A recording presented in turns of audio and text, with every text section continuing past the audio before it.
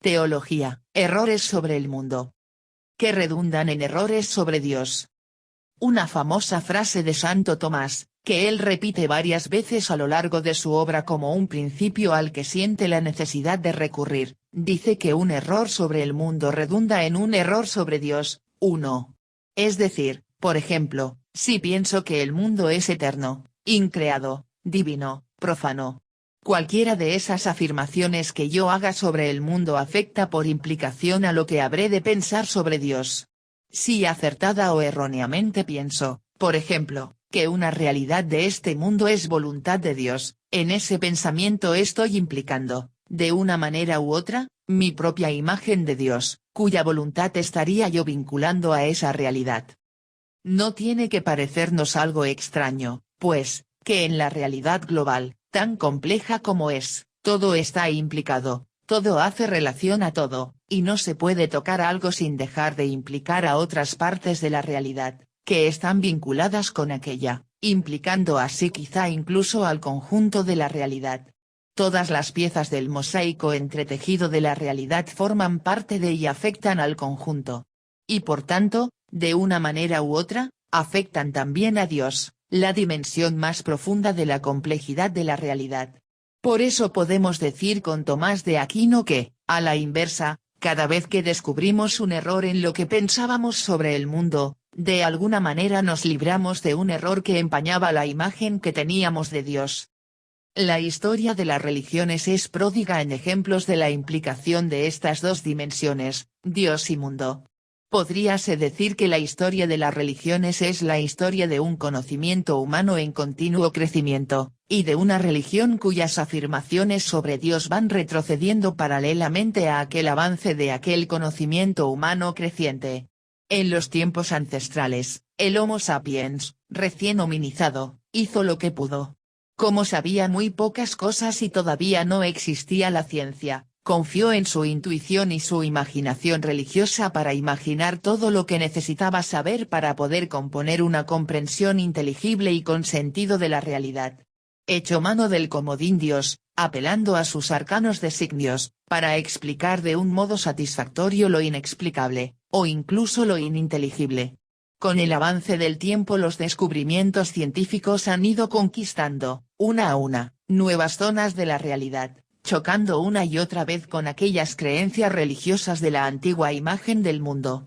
Cada error que se descubría, permitía o incluso exigía cambiar algo de la imagen de Dios sobre cuya base se había imaginado y justificado aquella cosmovisión.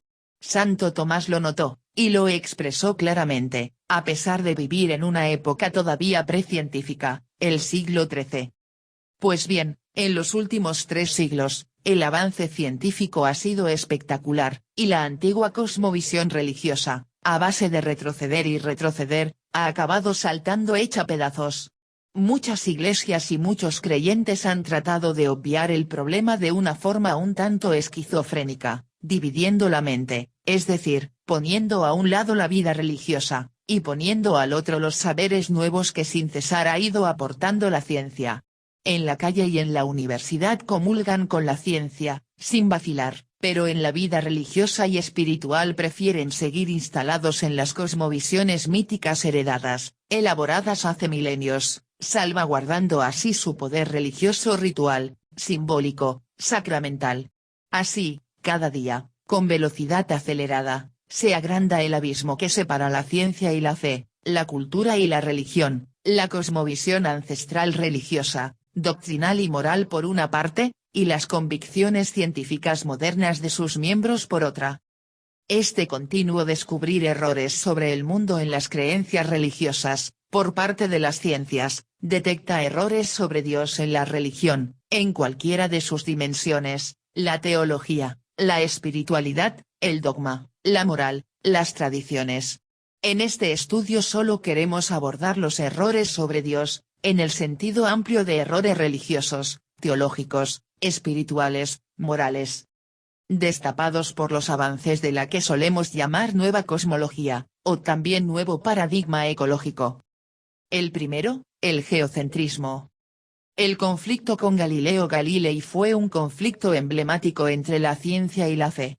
Galileo, Con el telescopio que él perfeccionó, observó un error sobre el mundo en la creencia religiosa que era habitual hasta entonces: no estábamos en el centro de la realidad, como afirmaba indubitablemente la religión, sino que era el Sol el que estaba en el centro. Nosotros, sobre la Tierra, estaríamos dando vueltas alrededor del Sol. La Tierra dejaba de ser el centro del cosmos, el centro en torno al cual giraba toda la realidad. El ser humano, la niña de los ojos de Dios, la razón de la creación misma y de la historia, no estaba en el centro del mundo, sino montado sobre una roca errante vagando por el espacio cósmico. Hoy nos parece casi evidente, pero entonces no pudieron aceptarlo muchos científicos compañeros de Galileo, ni tampoco las iglesias. El conflicto con su Iglesia católica fue el más sonado, pero Lutero y otros reformadores dijeron sobre Galileo iguales o peores cosas que las que dijeron la Inquisición y los jesuitas de su tiempo. Las iglesias no se oponían propiamente a una verdad meramente científica, sino a un cambio de perspectiva que ponía gravemente en tela de juicio lo que desde siempre se había pensado sobre Dios. Ellos también se oponían desde su punto de vista a un error sobre el mundo, que implicaría un error sobre Dios. Hasta entonces era tenido por evidente que el ser humano era la razón por la que Dios creó el mundo, y que por tanto todo el cosmos giraba en torno a este ser humano, y en torno a su hogar, la Tierra. Decir que ésta no era el centro de la realidad, sino que era un planeta errante en torno a otro centro. Venía a decir que los planes de Dios no eran como los pensábamos, o que el ser humano no parecería ser la razón central del cosmos, o que la palabra de Dios, que hasta entonces había parecido que declaraba paladinamente el geocentrismo en el libro de Josué 3, en los Salmos y hasta en la boca misma de Jesús 4, estaba equivocada. Lo cual, más que un error sobre Dios, venía a ser un error del mismo Dios, un error en su palabra. Aquel error sobre el mundo que la ciencia acababa de descubrir, el geocentrismo, evidenciaba un error acerca de Dios que las iglesias, en aquel momento, no estaban en condiciones de reconocer. La católica necesitó casi 3 siglos para aceptarlo. Los cristianos acabaron pensando que, efectivamente, la Tierra gira alrededor del Sol, y que no es el centro geométrico del sistema solar pero que sigue siendo el centro en otro sentido, el centro salvífico de la realidad cósmica, porque allí, en ese planeta pequeño y marginal, tuvo lugar el misterio realmente central de todos los tiempos, cuando Jesucristo murió por los seres humanos y salvó a toda la humanidad y al cosmos, a todas las criaturas, que gimen en dolores de parto. Esa sería una centralidad nueva, reinterpretada, más profunda. Con el tiempo, toda la teología se desprendió de aquellas afirmaciones teóricas y aquellas representaciones plásticas de Dios como creador del ser humano en el centro del mundo, como unos errores sobre Dios que, hasta entonces, habían sido considerados como verdades sobre Dios. Pues bien, la superación del error del geocentrismo puede hacerse sin demasiadas reelaboraciones teológicas y espirituales, pero la superación de otros muchos errores sobre el mundo que la ciencia ha ido denunciando uno tras otro, sí exige reinterpretaciones radicales, verdaderas reelaboraciones, desde la raíz, que son lo que llamamos cambios de paradigma, en el sentido más fuerte de la expresión. Y a partir de aquí esto es lo que quisiéramos hacer, un elenco de los principales conflictos que el continuo avance de la ciencia, la nueva cosmología, en sentido amplio, ha provocado al denunciar errores sobre el mundo. No pretendemos más que evocarlos y plantearlos. No queremos ahora resolverlos, teológicamente hablando. Nos situamos más bien metodológicamente fuera de la teología, tomando la palabra como observadores neutrales del conflicto entre la ciencia y la fe. Estos desafíos aquí elencados son, precisamente, nuestra respuesta a la pregunta por las tareas que la teología y la espiritualidad deben acometer en el inmediato futuro. Otro gran error sobre el mundo, el antropocentrismo. Más difícil que la del geocentrismo iba a ser la superación del antropocentrismo, superación que, en realidad, todavía no se ha dado, apenas se está iniciando. Podemos decir que, desde hace tiempo, este es un descubrimiento claro de la nueva cosmología, el ser humano, no ya la Tierra, no es el centro del cosmos, como casi todas las religiones han pensado o como han creído escucharlo en sus respectivas revelaciones divinas. Eso ha sido, nos dice la nueva cosmología, un error sobre el mundo. El mundo no es antropocéntrico. Nosotros no somos su centro. Ni ha sido creado para nosotros. Y esto, la nueva visión cosmológica lo puede desglosar en varias perspectivas, aplicadas, más detalladas. La nueva cosmología nos dice que no somos, por naturaleza de origen, una realidad totalmente diferente y superior a los demás seres vivos que nos rodean. No tenemos un origen diferente o superior. Somos más bien una rama más del enormemente diverso árbol de la vida. Somos una rama de primates en la que, gracias a un salto cualitativo de la vida, se ha dado una mutación en el eje de acumulación evolutivo, que ha pasado, de ser genético y físico, a cultural y espiritual. Es un paso más de la evolución de la vida. Hasta ahora hemos cambiado de especie por mutación genética, hardware, ahora mutamos por recreación interna, cultural y o espiritual, software. No es verdad que fuimos creados a imagen y semejanza de Dios, a diferencia de los demás seres vivos, que habrían sido creados sin esa pretensión de ser hijos de Dios, algo más que simples criaturas. No fuimos creados aparte, en un sexto día, no hubo un tal sexto día, solo para nosotros. Porque en realidad ni siquiera fuimos creados, un día, y de la nada. Somos una especie que, como todas, proviene de otras, que a su vez provienen de otras más antiguas. Que empalman con los primeros seres vivos en esta tierra, las bacterias, de hace unos 3.500 millones de años. La nueva cosmología piensa que todas las formas de vida de este planeta, en realidad forman una unidad, son la misma vida, una única realidad biótica enormemente diversificada y crecientemente compleja, eso sí. La nuestra es una forma de vida que parecería ser la que más lejos ha llegado. Aunque es verdad que, hoy por hoy, ocupamos el último primer puesto en el árbol de la vida, pues somos unos recién venidos, los últimos en llegar, no somos sino una forma más de vida. En ese sentido, no somos otra cosa. Pensar lo contrario fue un error sobre el mundo que implicó a Dios, fue un error también sobre Dios. A la luz de la ciencia actual, no parece que podamos continuar atribuyendo a Dios lo que le hemos venido atribuyendo durante milenios. A este respecto, Dios no pudo decir lo que nosotros hemos dicho que dijo. Lo dijimos nosotros, y se lo atribuimos a Dios. Tradicionalmente, la teología se apoyó en esos errores, que lo eran tanto sobre el mundo como sobre Dios. Los computó como verdades indubitables, las juzgó reveladas. Más de una vez justificó castigos y penas mayores sobre quienes se atrevieran a ponerlas en duda. Pues bien, hoy día, la teología, si quiere hablar a la sociedad actual, tan marcada por la ciencia, debe reedificarse sobre otras bases, desde esta nueva visión, sin aquellos viejos errores que implicaban a Dios. La nueva cosmología cree ya saber que no somos descendientes de una primera pareja, de los llamados nuestros primeros padres. No hubo tal pareja. La idea de una pareja primordial es una imagen mítica, muy sugerente, que vehicula la idea de la creación divina del ser humano, pero no se corresponde en absoluto con las evidencias de la ciencia actual.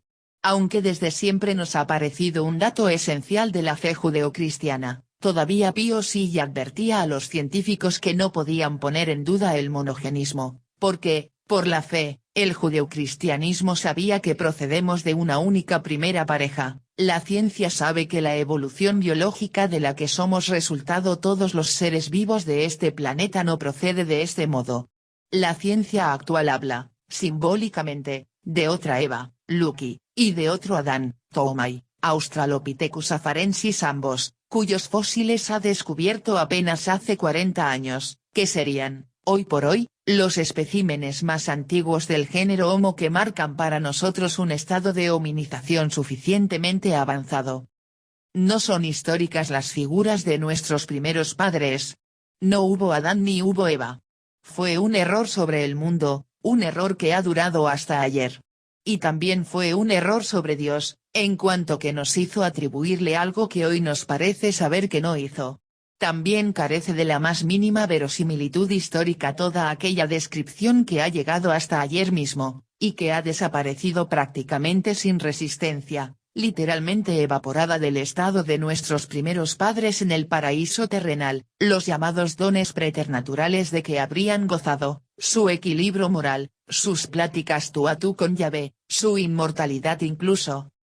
Mención especial merece el llamado pecado original que habrían cometido esos primeros padres nuestros que no existieron, y que, por tanto, difícilmente ha podido contaminarnos tan gravemente como se pensó, ni expulsarnos del supuesto paraíso, ni condenarnos al trabajo y a la muerte, entre otros castigos. También aquí, fue un error sobre el mundo que implicó a Dios. Desde hace ya bastante tiempo la ciencia no tiene dudas a este respecto. Una teología responsable debiera asumir esta situación y dejar de una vez de contar con aquel relato mítico, erróneamente considerado como histórico durante milenios, sobre el que se construyó un imponente fardo de creencias que ha gravado sobre la humanidad con una sobredosis enorme de sufrimiento y culpabilidad.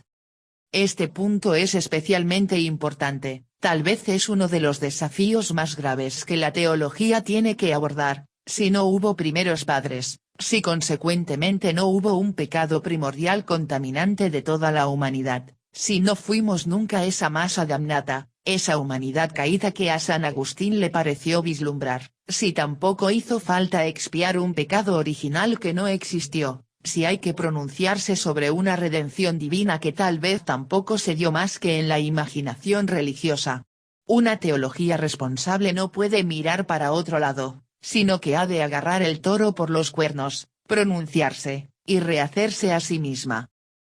La nueva cosmología y las ciencias de la vida en general denuncian el llamado especismo, el abuso de poder perpetrado por la especie Homo sapiens, sobre la base de una ideología construida por el mismo Homo sapiens, según la cual esa especie, la especie humana, se autoproclama la dueña del mundo, el fin de la creación, con derecho a utilizar todo el cosmos como recursos a su servicio.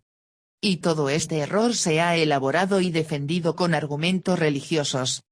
El movimiento llamado de la ecología profunda ha dado expresión a la intuición que cobra fuerza incontenible ante la observación de los datos científicos: el Homo sapiens no tiene derecho a someter cruelmente a las otras especies, a intervenir y degradar ambientes que son el nicho ecológico de infinidad de otras especies, simplemente por su afán minero extractivista, por ejemplo.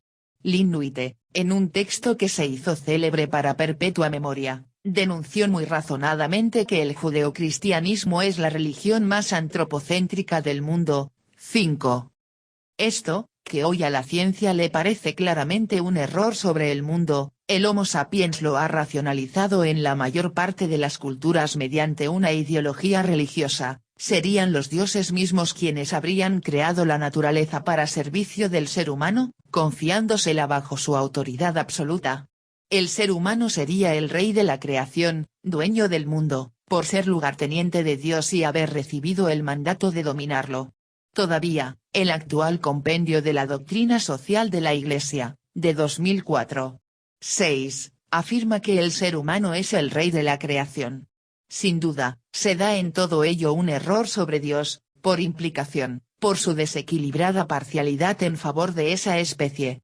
También, sin duda, es el error de un Dios claramente antropomórfico, construido a la medida de nuestros pensamientos, a nuestra imagen y semejanza. La teología tradicional ha sido ingenuamente connivente con este antropocentrismo y misericordia y este especismo ciego. Ha tenido ojos solamente para mirar la realidad desde los intereses de la especie humana. Los temas relevantes para la teología han sido solo los temas humanos, nuestros intereses, enaltecidos como si fueran los intereses mismos de Dios.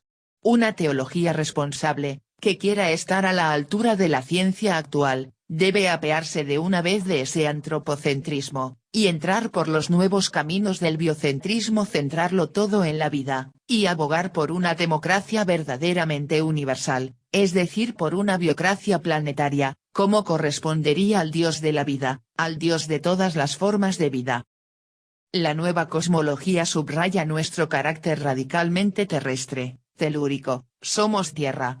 No somos espíritus inmateriales, o almas, entelequias metafísicas o sobrenaturales, venidos a este mundo, como desde fuera, o desde la mente de Dios, al margen de la tierra.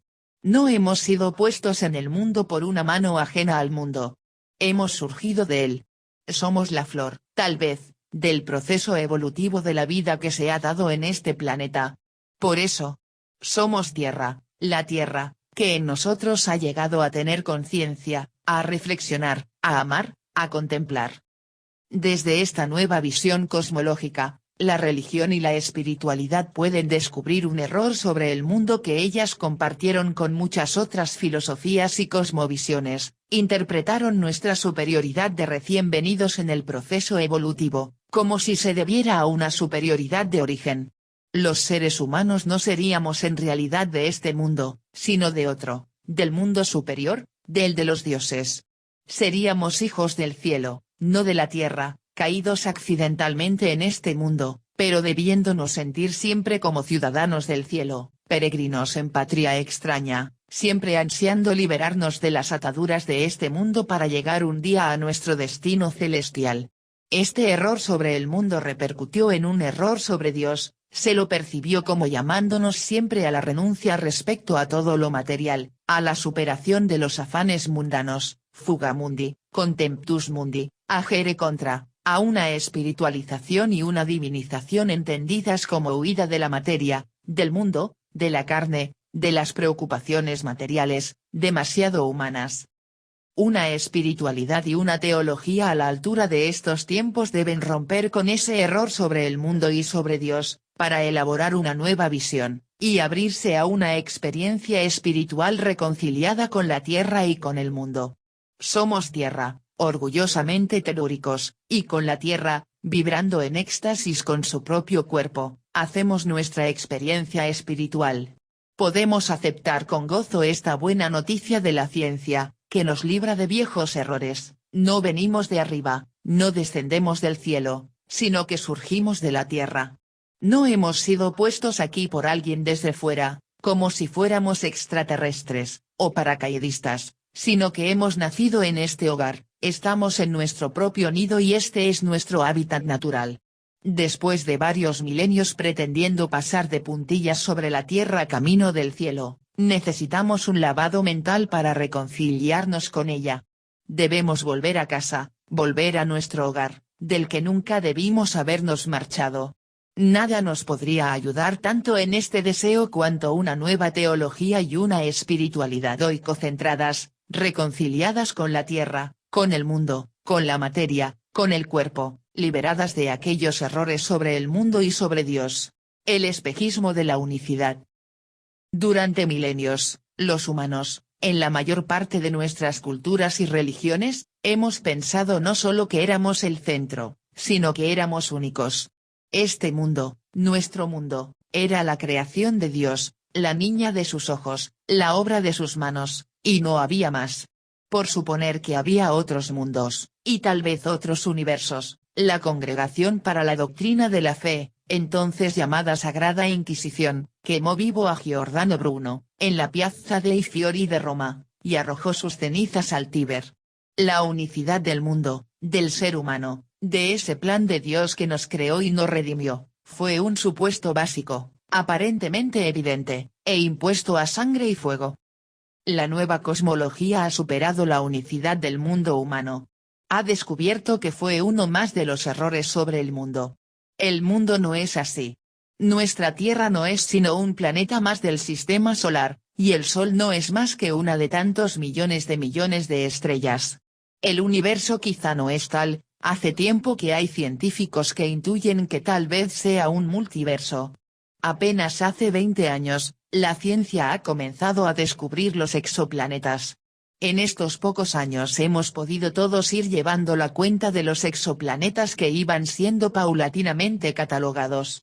Poco a poco, conforme hemos encontrado nuevas técnicas de detección y hemos podido en órbita algunos satélites dedicados solo a ello, Hemos visto incrementarse el número de exoplanetas, en 2014 ya estamos llegando a los 1500. Sabemos que tal vez serán trillones. Muchos de ellos capaces de albergar la vida.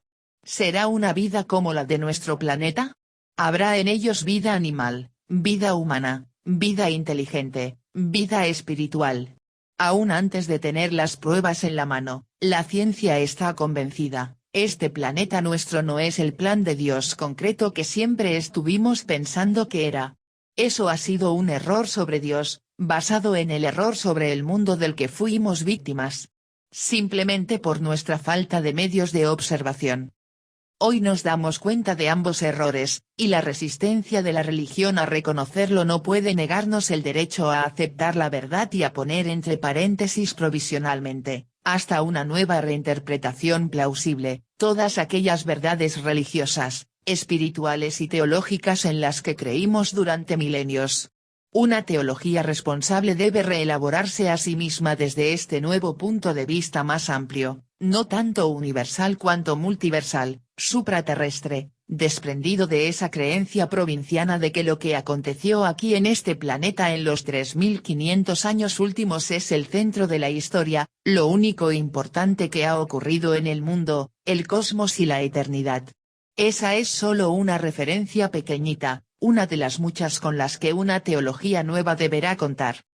El dualismo de los dos pisos.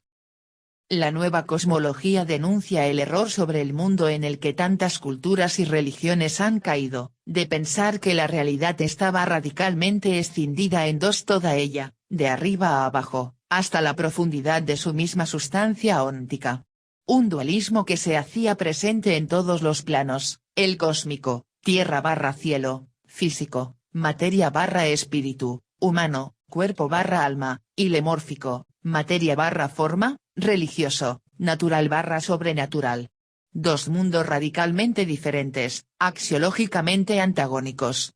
Un mundo todo él dividido en dos pisos, una visión esquizofrénica.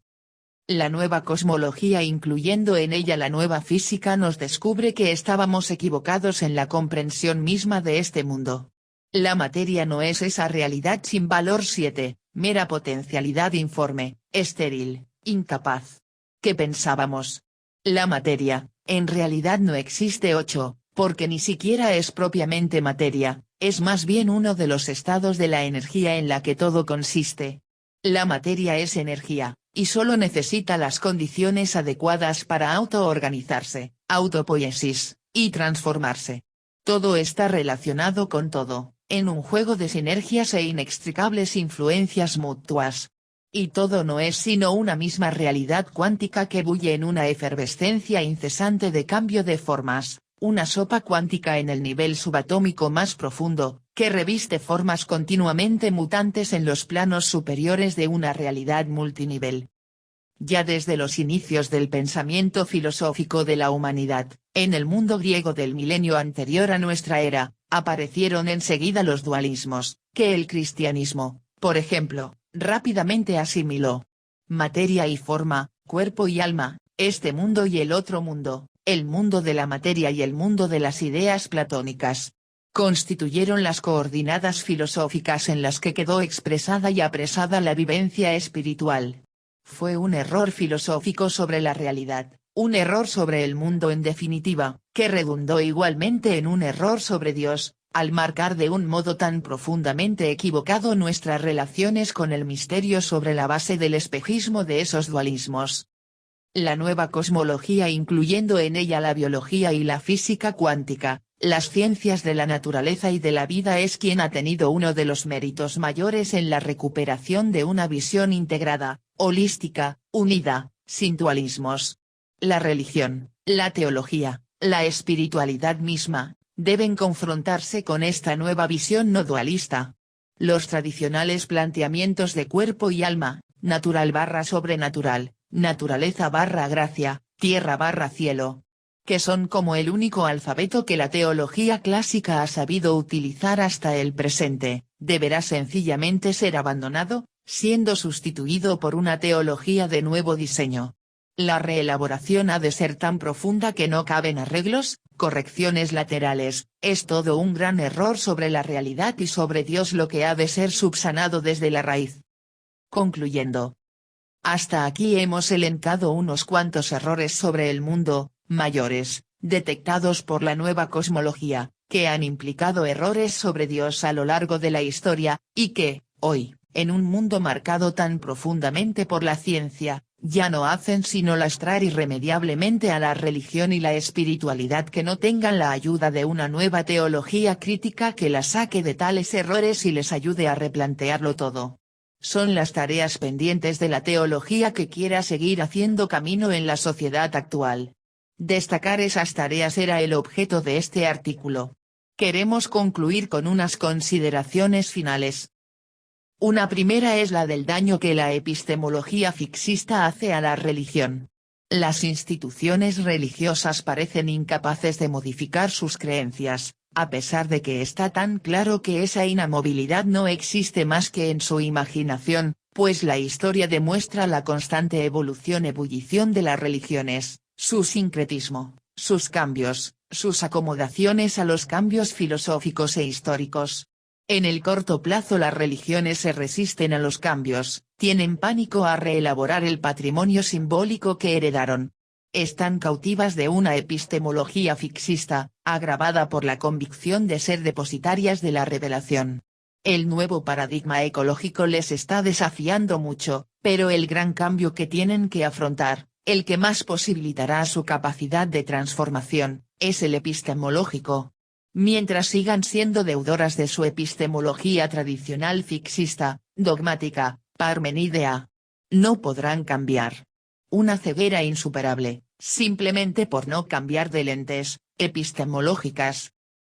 Otra consideración importante es la del reconocimiento del valor revelatorio de la ciencia, y en concreto de la nueva cosmología. Es un tema que ha planteado muy bien Thomas Berry y que merece la atención de la teología. Esta perspectiva complementa la intuición ya citada de Tomás de Aquino, expresada en ese principio negativo que denuncia los errores sobre el mundo que redundan en errores sobre Dios. Thomas Berry complementa con el lado positivo, la nueva cosmología nos capacita también para percibir la manifestación del misterio sagrado que late en el seno mismo de la realidad. La ciencia tiene un valor revelatorio, epifánico. No es una idea enteramente nueva. Ya San Agustín dijo aquello de que Dios escribió 2 libros, y que el primero de ellos era el de la realidad, el mundo, la creación. La ciencia, al acercarnos al misterio de la realidad, hace que la realidad misma del cosmos venga a ser reveladora, la capacita para fungir para nosotros como otra palabra de Dios. No entramos ahora en el tema de la jerarquía de valor 10, de esas 2 palabras de Dios. Pero no sería errado pensar que el primer libro es también la principal 11, revelación de Dios, porque el segundo no es palabra de Dios, sino palabra humana sobre Dios. 12, en realidad un simple comentario al primer libro.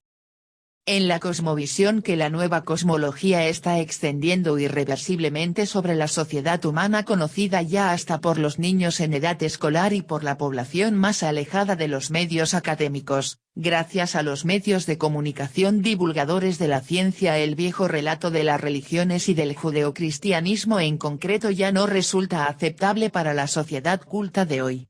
Solo puede pervivir en creyentes atrasados en su formación, o creyentes cultos que aceptan vivir escindidos esquizofrénicamente en su espiritualidad. Mirado desde la sociedad, podríamos decir que hoy solo pueden creer el relato bíblico eclesiástico los desinformados. Es urgente hacer algo. Pero, tal vez no se trata sin más de traducir el viejo relato al nuevo contexto, ni de ponernos a crear un relato nuevo. Probablemente se trata más bien de asumir el relato que el mismo cosmos evolutivo está revelando a la ciencia actual, a la nueva cosmología, sin idolatrarlo ahora, sin convertirlo en un dogma, sin dejar de reconocer la provisionalidad permanente de nuestra percepción del mismo, y dejar fluir ante él nuestro sentimiento religioso ante el misterio, nuestra experiencia espiritual cósmica. Sin duda son muchos los que lo constatan. El nuevo relato cosmológico es lo que más está transformando actualmente la conciencia de la humanidad. 13. Probablemente va a ocurrir otro tanto en lo religioso y lo teológico, pero en los ámbitos teológicos y espirituales, hoy por hoy, no se percibe el potencial revolucionario de este nuevo paradigma ecológico. Como un resabio de la vieja mentalidad, se piensa que este tema no es religioso ni espiritual, sino científico. Uno de los temas pendientes que más asustan es el de recolocar a Jesús en el nuevo relato cosmológico. La cristología clásica de la redención no tiene mucho futuro en una situación cultural marcada por la nueva cosmología. Ni Teilhard de Chardin logró hacerlo, aunque hizo propuestas bien interesantes. Tal vez estaba demasiado condicionado por su condición de hijo fiel de la Iglesia, ante la Inquisición, que entonces se llamaba Santo Oficio, y por su condición de jesuita. Y no podía ni siquiera pensar en planteamientos que todavía hoy apenas parecen plausibles. Fue muy moderno, se adelantó a su tiempo en muchos campos, se abrazó a la ciencia. Pero continuó deudor de la epistemología mítica bíblica y de la dogmática clásica. Ni por un momento sugirió una profundización replanteamiento de Calcedonia, ni como buen jesuita dejó de ver la devoción al corazón de Jesús como la forma suprema espiritual para los tiempos modernos. En 2015 se han cumplido 60 años de la muerte de Teilhard. No se puede dejar de lado sus aportaciones en este campo de los desafíos de la nueva cosmología, pero el gran grueso de la relectura de Jesús 14, a partir del nuevo relato cosmológico actual, está sin hacer. Será una de las más importantes tareas críticas para la teología y la espiritualidad que vienen, tareas sobre las que hemos querido reflexionar este estudio.